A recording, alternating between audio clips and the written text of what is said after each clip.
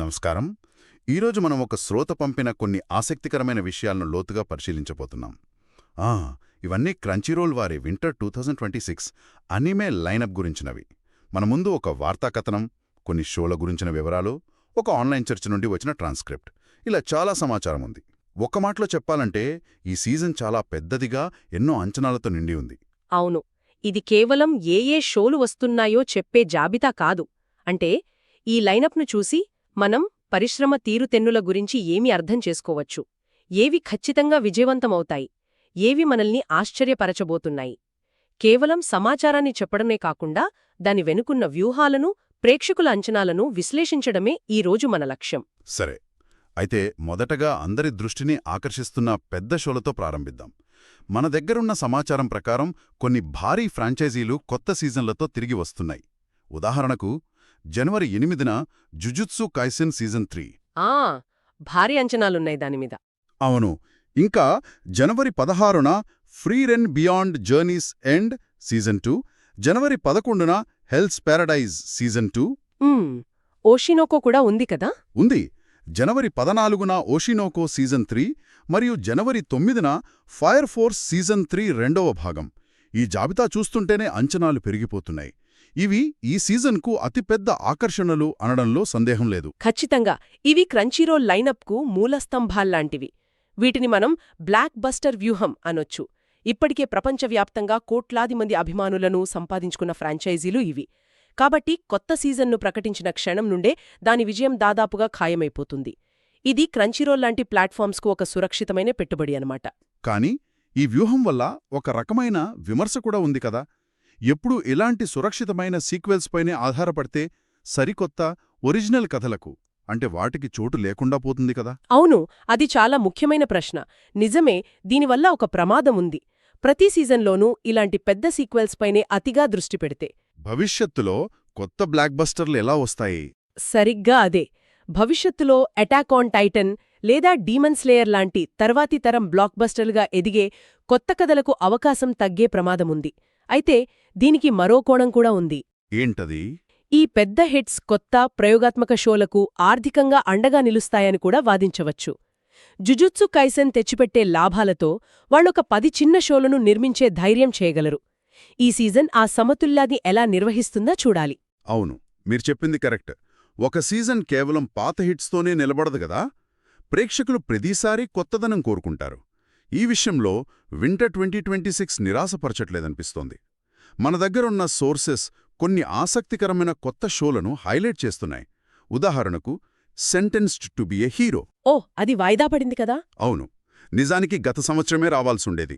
దీనిపై చాలా కాలంగా ఎదురుచూపులున్నాయి. అలాగే యరోయ్ షిండెన్ సమురాయ్ ట్రూపర్స్ అనే మరో ఆసక్తికరమైన ప్రాజెక్ట్ ఉంది. ఇది చాలా మందికి రోనిన్ వారియర్స్గా తెలిసిన పాత సిరీస్కు ఒక ఆధునిక లీబూట్. అంటే అదే మూలకథను తీసుకుని కొత్త తరం ప్రేక్షకుల కోసం ఆధునిక యానిమేషన్ మరియు కథన శైలితో మళ్లీ నిర్మిస్తున్నారు. పాత అభిమానులను ఆకర్షిస్తూనే కొత్తవాన్ని కూడా కలుపుకోపోయే ప్రయత్నమిది. ఈ కొత్త షోల జాబితాలో నన్ను వ్యక్తిగతంగా ఆకర్షించిన ఒక షో ఓయడో fire slayer, the legend of phoenix. ఇది ఉషుబోరో తోబిగుమి అనే చారిత్రాత్మక నవలాధారంగా రూపొందించబడింది.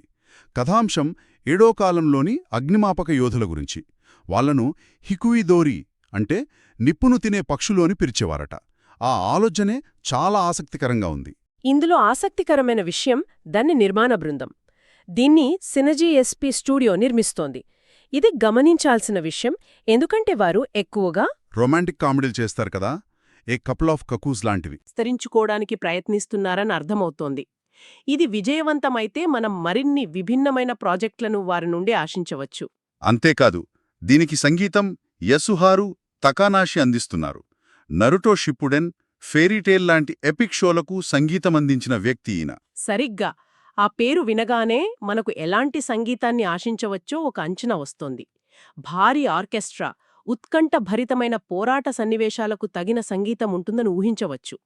దానికి తోడు ఓపెనింగ్ థీమ్ను పోర్నోగ్రాఫిటీ లాంటి ప్రఖ్యాత బ్యాండ్ పాడింది.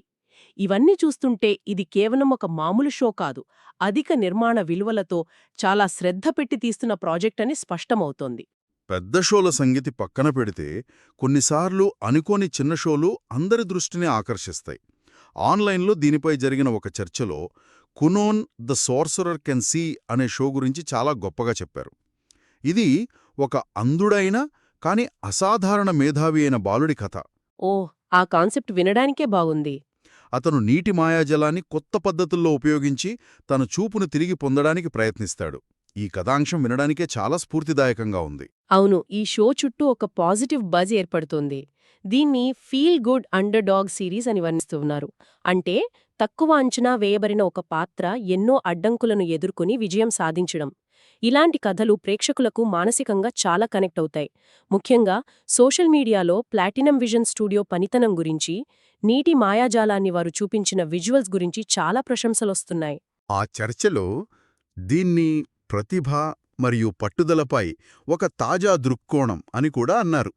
అంటే కేవలం పుట్టుకతో వచ్చిన శక్తి కాకుండా కష్టపడి సాధించుకోవడం అనే థీమ్ను ఇది బలంగా చూపిస్తోందని అర్థం. నిజమే. ఒక సీజన్లో జుజుత్సు కైసెన్ లాంటి భారీ యాక్షన్ షోలు ఉన్నప్పుడు కునోన్ లాంటి హృద్యమైన వ్యక్తిగత ప్రయాణాన్ని చూపించే కథలు ప్రత్యేకంగా నిలుస్తాయి.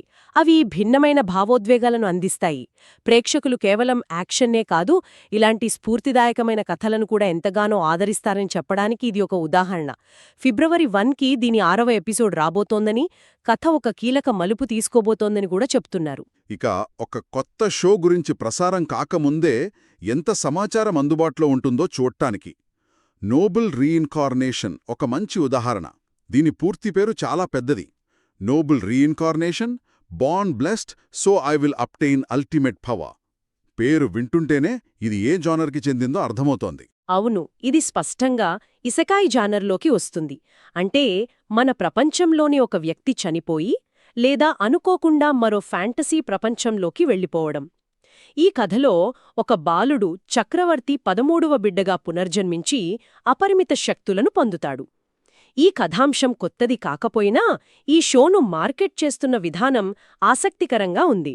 ఎలా అంటే ప్రమోషన్స్ గురించా? సరిగ్గా. ఒక షో ప్రసారం కాకముందే ఇంత సమాచారం ఇవ్వడం వెనుక ఒక స్పష్టమైన మార్కెటింగ్ వ్యూహం ఉంది. ముఖ్యంగా ఓవర్ పవర్డ్ హీరో అనే సబ్జానర్లో ఇప్పటికే 100ల కొద్దీ షోలు ఉన్నాయి. ఆ పోటీలో నిలబడాలంటే ప్రసిద్ధ వాయిస్ నటులను, పాపులర్ మ్యూజిక్ బ్యాండ్లను ముందుగానే ప్రకటించి అభిమానులలో ఒక రకమైన ఈవెంట్ వాతావరణాన్ని సృష్టిస్తారు. ఉదాహరణకు క్వీన్ ఇంద్రా పాత్రకు నానా మిజుకీ లాంటి లెజెండరీ వాయిస్ యాక్టర్ను తీసుకోవడం. ఓ, ఆమెనా? అవును. ఇంకా ఓపెనింగ్ థీమ్ను సూపర్ డ్రాగన్ లాంటి పాపులర్ గ్రూప్తో పాడించడం వంటివి. అంటే కథ కన్నా ముందే ఈ పెద్ద పేర్లతో ప్రేక్షకులను ఆకర్షించే ప్రయత్నం అన్నమాట. అవును. ఇది షో నాణ్యతకు గ్యారంటీ ఇవ్వకపోయినా మొదటి ఎపిసోడుకు భారీ సంఖ్యలో ప్రేక్షకులను ఆకర్షించడానికి సహాయపడుతుంది.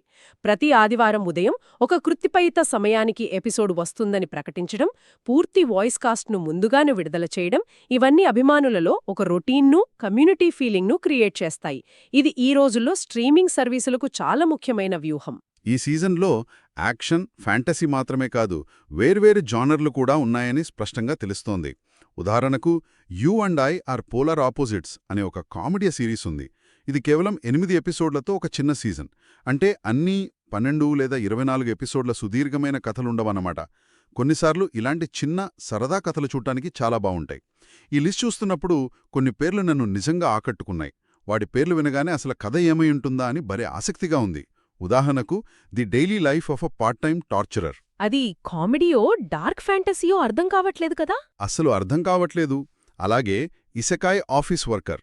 The other world's books depend on the bean counter. Isekai hero ఒక యోధుడు కాకుండా ఆఫీస్ వర్కర్ అవ్వడం చాలా విచిత్రంగా ఉంది. ఆ పేర్లే, వాటి మార్కెటింగ్, ఇంకా a misanthrope teachers a class for demi humans అంటే ఒక మానవద్వేషి డెమీ హ్యూమన్స్కు పాఠాలు చెప్పటం. ఈ వైవిధ్యం చాలా ముఖ్యం. ఇసకాయ్, రొమాంటిక్ కామెడీలు, చారిత్రక డ్రామాలు, స్లైస్ ఆఫ్ లైఫ్ అన్నీ ఉన్నాయి. ఈ వైవిధ్యం కేవలం ప్రేక్షకుల కోసమేనా, లేక దీని వెనుక వ్యాపారపరమైన కారణాలు కూడా ఉన్నాయా? రెండూను. ఈ వైవిధ్యం క్రంచీరోల్ లాంటి సబ్స్క్రిప్షన్ సర్వీస్ యొక్క వ్యాపార నమూనాను ప్రతిబింబిస్తుంది. వారు కేవలం షోనెన్ యాక్షన్ అభిమానులను మాత్రమే లక్ష్యంగా చేసుకోలేరు.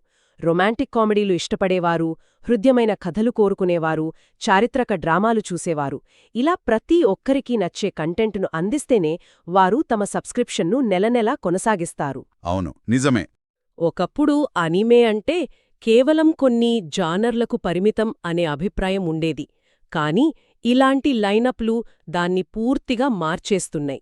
మొత్తానికి ఈ సమాచారాన్ని బట్టి చూస్తే వింటర్ 2026 సీజన్ ఒక పక్క జుజుట్సు కైసన్ లాంటి భారీ హిట్స్, మరోపక్క కునోన్ ది సోర్సరర్ వంటి ఊహించని విజయాలు మరియు ఒయెడా ఫైర్ స్లేయర్ వంటి ప్రత్యేకమైన ప్రయోగాలతో నిండి ఉంది.